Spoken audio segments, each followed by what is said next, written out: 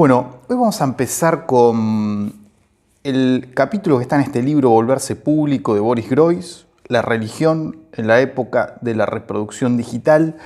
Es un texto, yo les decía que es un texto muy retórico, que tiene sus trampas, entonces tenemos que tener cuidado con el estilo que tiene Groys, que por momentos pega en el palo de la lógica literaria, ¿no? Está repleto de no ambigüedades, sino de ambivalencias, un poco contradictorio. También la idea es dar vuelta a cierto sentido común con respecto a nuestra apreciación de algunos procesos. Vamos a ver qué es lo que hace él ahí. Básicamente piensa la religión en el contexto presente, y yo les preguntaba en una de las guías, bueno, ¿por qué eso nos podría llegar a servir para pensar cierta condición contemporánea? Podemos ver que él hace ahí una relación entre el avance tecnológico, el avance de las nuevas tecnologías y la reemergencia de lo ritual y de lo religioso, un poco contra la idea de Benjamin. Yo le decía muy claramente, vamos a ver un fragmento específico donde Groys subvierte el pensamiento de Walter Benjamin, la clase que veíamos hace 2 clases atrás. Básicamente lo que dice Groys es que la aparición de Internet lo que hizo fue propiciar una inmensa privatización del espacio público y mediático, y que esto favorece a la religión sobre la ciencia. Por eso decía que va un poco contra nuestros propios presupuestos. Uno creería que el avance tecnológico lo que propicia es el pensamiento racional, el pensamiento científico. Bueno, no, dice Groys, el avance tecnológico lo que termina propiciando en esta privatización del espacio público es el pensamiento místico, el pensamiento religioso. Entonces ahí él va a hablar de 2 libertades distintas. Dice la libertad soberana, que es la que propiciaría esta privatización, un poco en la línea del pensamiento neoliberal, ¿no? La libertad de opinión, la libertad que no tengo que justificar con razones. Eso es lo que propiciaría Internet, y esa libertad está ligada a la religión. Contra la libertad institucional, que es la que hay que justificar con razones, ¿no? Una libertad de pensamiento científico, que es una libertad más acotada. Entonces, a partir de ese esquema, él dice, bueno, Internet nos lleva a tener un comportamiento religioso. Entonces, fíjense, vamos a un par de fragmentos que explican un poco con sus propias palabras, en su propio estilo, esto que yo les vengo contando. Dice, acá está la hipótesis principal, dice, la época moderna no ha sido la época en la que se ha abolido lo sagrado, sino muy por el contrario, la época de su diseminación en los espacios profanos, su democratización y globalización. El ritual, la repetición y la reproducción eran hasta el momento cuestiones de la religión. En la época moderna se han vuelto el destino del mundo entero, su cultura total. Todo se reproduce a sí mismo, el capital, las mercancías, la tecnología, el arte. Finalmente, incluso el progreso es reproductivo, ¿no?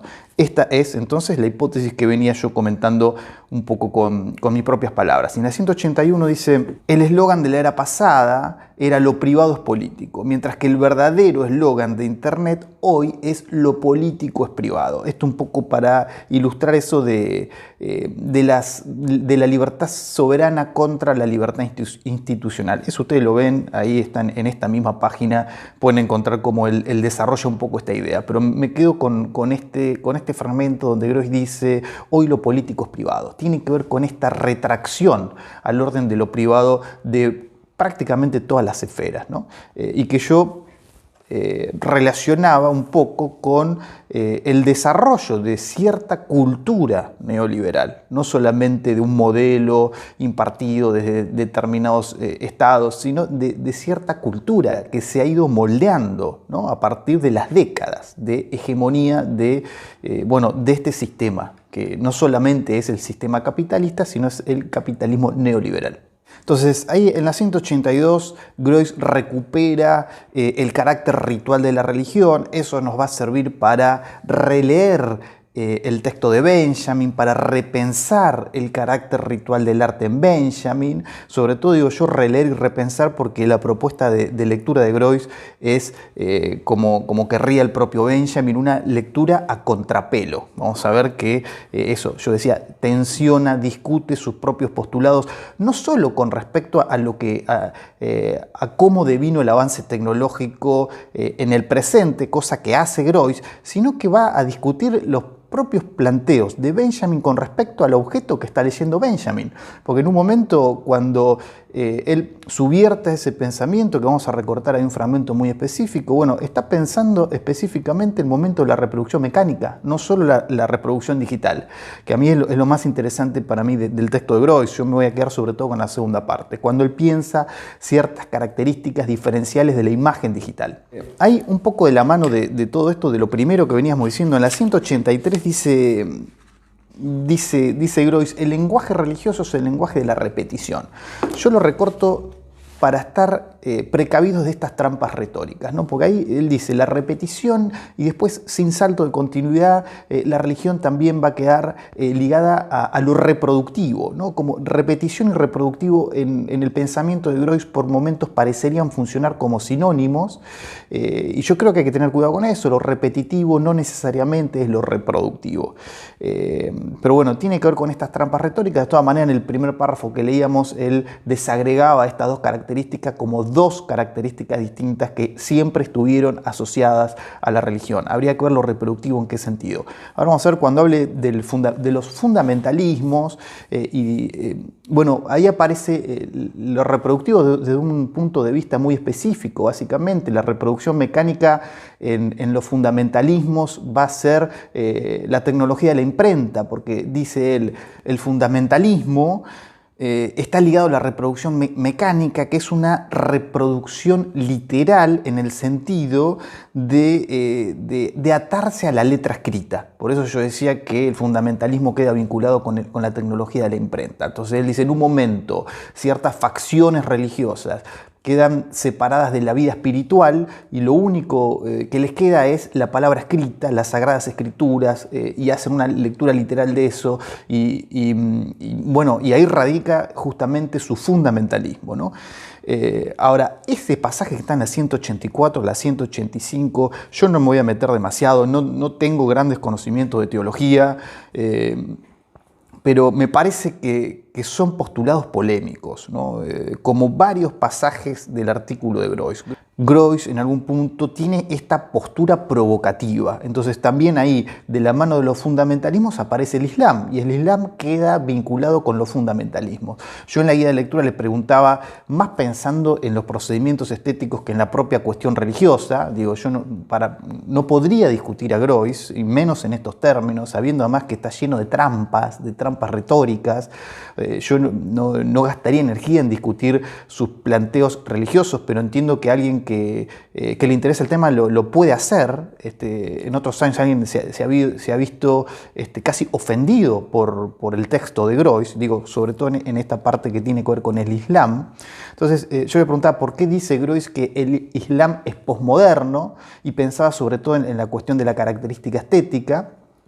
Lo que dice Groys es, bueno, el Islam prohíbe la producción de imágenes nuevas, pero no prohíbe la apropiación de imágenes preexistentes. En ese sentido, el Islam es posmoderno. Bueno, efectivamente, la apropiación es un procedimiento que queda legitimado sobre todo a partir de la década del 70, con aquella muestra que se llamó Apropiación, donde una serie de fotógrafos trabajaban con imágenes circulantes en los medios masivos. Tenemos el texto de David Evans, que se llama Apropiación también, donde rastrea un poco el procedimiento y está vinculado a la cultura posmoderna. Ahora, este planteo de que el Islam es posmoderno, bueno, parecería una visión anacrónica. Tiene que ver, digo, con respecto a los orígenes de esta religión, que son milenarios. Entonces, digo, hay ahí una posición que es más retórica que analítica desde mi punto de vista.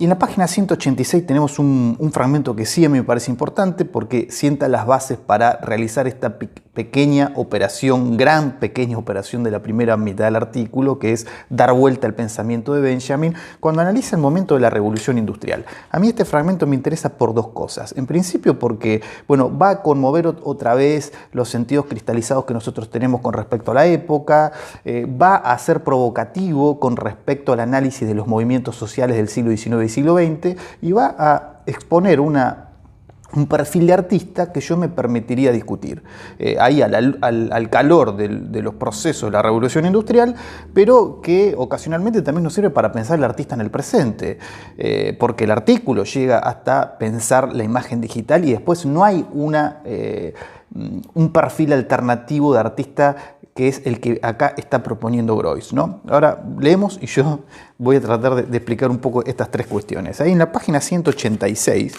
dice: no es un mero accidente que la clase trabajadora haya practicado el trabajo repetitivo, alienado y ritual, si se quiere, en el contexto de la civilización industrial moderna, sacralizado en cierta medida por los movimientos sociales de los siglos XIX y XX, mientras que un intelectual o un artista, en tanto encarnación del espíritu creativo del cambio, permanece profano justamente debido a su incapacidad para repetir y reproducir. Yo acá te decía, en principio, el trabajo industrial como un trabajo repetitivo, alienado y ritual.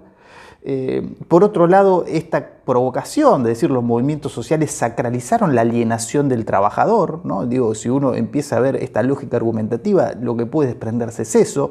Yo creo que ahí está siendo provocativo Groys. Y después dice, al calor de estos procesos, el artista sería aquel que está fuera de los procesos alienantes y sería la encarnación del espíritu creativo del cambio por su incapacidad de repetir y reproducir. Yo en ese sentido me preguntaba, bueno, ¿qué pasa con artistas de la propia reproducción, con estos artistas remix, programadores del presente, pero también en el momento de la revolución industrial? Hay otras poéticas que se basan en la reproducción o artes poéticas que piensan el objeto más allá de cómo lo está pensando Groys en esta instancia, que sería casi el perfil del artista romántico europeo, ese artista que contra los procesos de la revolución industrial tiene un pensamiento orgánico, que se eleva como un ruiseñor, que canta las grandes verdades, que es creativo, ¿no? Que es creativo, que crea de la nada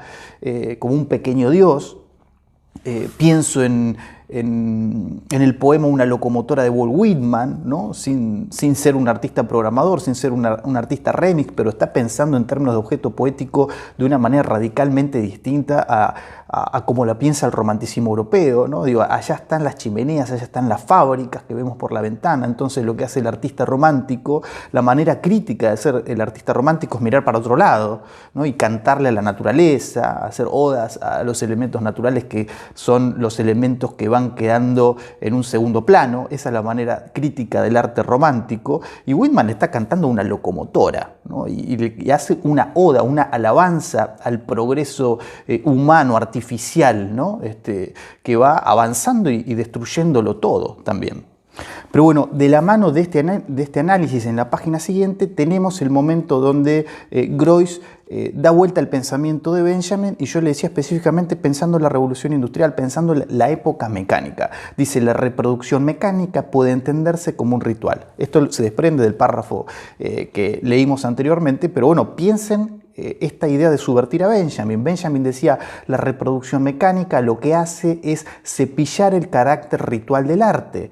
También lo que hace la reproducción mecánica es liberar al arte de su existencia parasitaria en un ritual. Entonces, el arte, antes de la reproducción mecánica, estaba ubicado en un tiempo y un espacio, estaba dentro del templo, del museo, íbamos y emanaba ese aquí y ahora, era ese momento aurático. Llegó la reproducción mecánica y barrió con todo eso. Bueno, viene Groys y dice: lo que constituye el momento ritual es la reproducción mecánica. Y entonces tenemos este otro párrafo súper retórico de nuevo, tan retórico que a mí me parece lo que hace es ir corriendo el eje de pensamiento de tal manera que termina pensando otra cosa, ¿no? Después es una gracia que hace Groys porque, bueno, porque justamente a partir de estas estrategias un poco retóricas nos va llevando por lugares y nos va manejando, y de repente pasamos de una cosa a otra, y es como un ilusionista, un poco como un mago. No sabemos bien qué hizo, pero en un momento teníamos los esquemas de pensamiento de Benjamin, y en el párrafo siguiente estamos pensando todo lo contrario de lo que pensaba Benjamin, ¿no? Por eso digo, dice, uno podría sostener que la verdadera experiencia religiosa es en realidad la experiencia de la muerte más que la experiencia de la vida, la experiencia de la muerte en el medio de la vida. Por eso acá empieza con esta densidad filosófica a, no digo a confundirnos, pero bueno, a llevarnos hacia otros territorios que no son estrictamente los del pensamiento y los del análisis del avance tecnológico. Pero dice, por lo tanto, justamente porque la reproducción técnica puede entenderse como una repetición sin vida de la imagen muerta, acá está la gran pirueta retórica. Está bien, está perfecto. Él dice una repetición sin vida de la imagen muerta. Sí, la Gioconda en la revista Viva, ¿no? Es un poco, efectivamente la podríamos pensar en esos términos. Dice, bueno, por esto entonces también puede interpretarse como la fuente de la verdadera experiencia religiosa, bajo las condiciones de la modernidad, ya que de este modo el ser humano descubre los aspectos mecánicos, maquínicos, repetitivos, reproductivos y podría decirse mortificantes de la propia existencia. Perfecto, este párrafo funciona a la perfección a la luz del párrafo anterior, cuando dio vuelta completamente el pensamiento de Benjamin, ¿no? Cuando decía la reproducción mecánica es lo que puede entenderse como ritual. A partir de ahí podemos llegar a este párrafo. Entonces, esta es la primera parte que yo quería hacer la presentación. Estos son los modos de Groys de relacionar avance tecnológico y religión.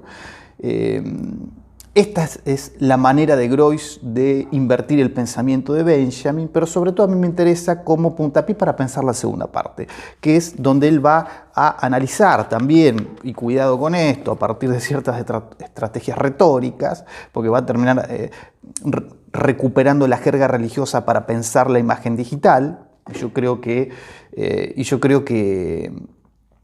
bueno, que eso lo va a llevar a forzar determinados enunciados que son más graciosos que efectivos en términos analíticos. Igual a mí me parece un texto interesante, y esto de estar construyendo a partir de determinadas gracias discursivas, la crítica me parece que es interesante. Pero digo, toda esta parte en realidad yo la pensaba como un preludio hacia esto que plantea en la página 78, esta pregunta que es la pregunta fundamental. ¿Qué constituye la diferencia entre la reproducción mecánica y la digital? ¿No? Un poco lo mismo se preguntaba Josselin en After Art. Entonces, esta es la pregunta que a mí me interesa, y esta es la pregunta que va a llevar a pensar algunas cuestiones técnicas de la imagen digital que nosotros no podemos desatender y que sí tenemos que tener en cuenta para, yo digo, actualizar el pensamiento de Benjamin. Y en algún punto, por supuesto, Benjamin no va a servir para pensar el presente. Pero eso no significa abolir el pensamiento de Benjamin, por lo menos de mi perspectiva y de lo que está planteado en el programa.